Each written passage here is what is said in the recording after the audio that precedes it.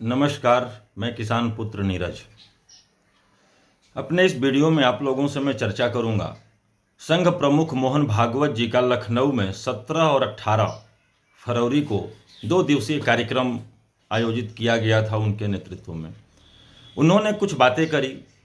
उसके बाद यहाँ के मुख्यमंत्री से भी मिला, बाद में डिप्टी सीएम जो उप मुख्यमंत्री हैं दोनों लोग उनसे भी मिले। लेकिन फिलहाल हम बात करेंगे जो संघ प्रमुख ने कुछ बिंदुओं पे प्रकाश डाला और कहा कि इस पे अमल किया जाना चाहिए। वह जो प्रमुख जो बिंदु थे वह बिंदु हैं जनसंख्या संतुलन, दूसरा बिंदु था सामाजिक सद्भाव, तीसरा राष्ट्रवाद और विचारधारा, चौथा पे घुसपैठ पर रुख बताया उन्होंने, और पांचवा था घर वापसी और धर्मांतरण। मैं क्रमशः इस पर चर्चा करना चाहूँगा कि जनसंख्या संतुलन, उन्होंने कहा कि हिंदुओं की जनसंख्या में कमी आ रही है, इसलिए जनसंख्या को संतुलित करने के लिए हिंदुओं को 3 बच्चे पैदा करने की नसीहत उन्होंने दी। अब बात यहाँ पर उठती है कि जितने बच्चे हैं, जितनी जनसंख्या है, क्या उसको पर्याप्त मात्रा में पोषण युक्त आहार मिल पा रहा है, या महंगाई से उनको राहत मिल रहा है, या जो बच्चे हैं उन बच्चों को नौकरी और रोजगार मिल पा रहा है। एक तो ऐसे ही जितनी जनसंख्या है, विश्व की सबसे बड़ा देश हिंदुस्तान बना हुआ है, और इतनी जनसंख्या होने के बावजूद भी प्रचुर मात्रा में खान पान की व्यवस्था नहीं हो पा रही है और महंगाई से निजात नहीं मिल पा रहा है। तो यह कौन सा निर्देश इनका है और कौन सी नसीहत है? क्या हिंदुओं को 3-3 बच्चा पैदा करवाकर, इससे पहले हम दो हमारे दो की बात पे चलते थे, लेकिन अब हम 2 हमारे 3, और इसकी व्यवस्था ये क्या करके दे रहे हैं, इस पर उन्होंने कुछ नहीं बोला। मेरे हिसाब से जनसंख्या संतुलन हम 2 हमारे 3 करके क्या कहीं युद्ध में भेजना है? क्या वैचारिक जो गतिविधियां होती हैं, वैचारिक जो सोच होती है, उन सोचों को बेहतर से बेहतर बनाने पे अगर बल दिया जाए तो हमें नहीं लगता है कि हिंदुस्तान हमारा कहीं से कमजोर हो पाएगा। दूसरा उन्होंने कहा सामाजिक सद्भाव। अब सामाजिक सद्भाव में कहाँ पर डिफरेंस आता है, कहाँ पर दिक्कत आता है, और यह अगर कहना चाह रहे हैं तो इसका मुख्य मकसद क्या है?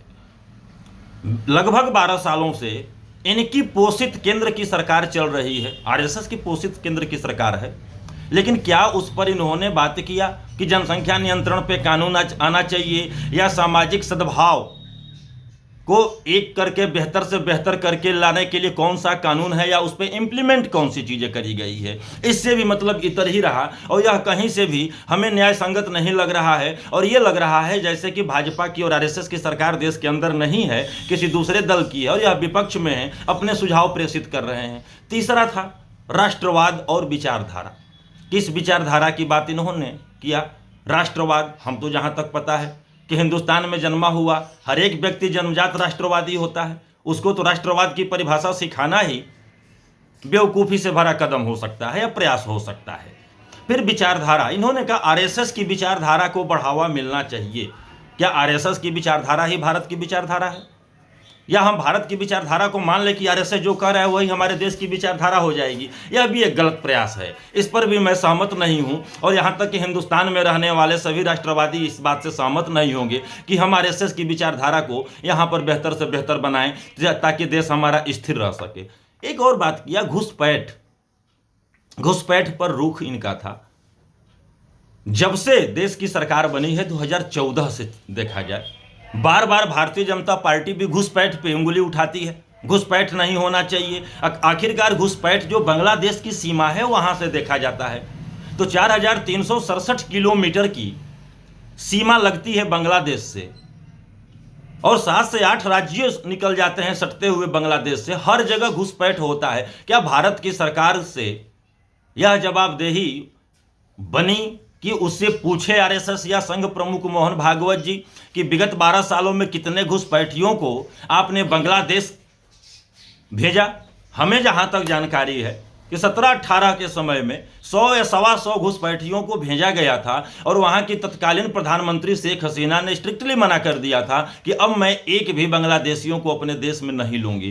तो नहीं लूंगी, तब इस पर सरकार ने क्या कड़ा रुख अपनाया? इस पर आरएसएस प्रमुख मोहन भागवत जी को अपनी बात रखनी चाहिए थी, और यह बताना चाहिए था देश को कि आखिरकार क्या दिक्कतें आ रही हैं। बस यह कह देने से घुसपैठ पर रुख स्पष्ट होना चाहिए। तो भाजपा हर चुनाव में अपना एक राजनीतिक एजेंडा और मुद्दा लेकर लेकर चलती है, जो कि सीमावर्ती प्रदेश हैं वहाँ पर, जैसे कि बंगाल हो गया, बंगाल में भाजपा की सरकार नहीं है, वहाँ पर चलता है, घुसपैठिया ममता बनर्जी कराती हैं वो भाजपा के द्वारा। लेकिन इस पर भी इनको बात करके चलनी चाहिए थी, लेकिन वो चलने के बजाय अभी भी सिर्फ एक निर्देश ही देने की बात करते हैं। धर्मांतरण और घर वापसी और धर्मांतरण, अरे देखा जाए तो 12 साल हो गया केंद्र की सरकार, और आज़ाद भारत में पहली सरकार है कि जो सबसे ज़्यादा मुस्लिम तुष्टीकरण करी हुई है। दूसरे पे मुस्लिम तुष्टीकरण की बात करके खुद मुस्लिम तुष्टीकरण करती है। अरे मोहन भागवत जी, जब भाजपा से सवाल आप करिए, आपके विचार सुनते सुनते कान पक चुके हैं देश की जनता का।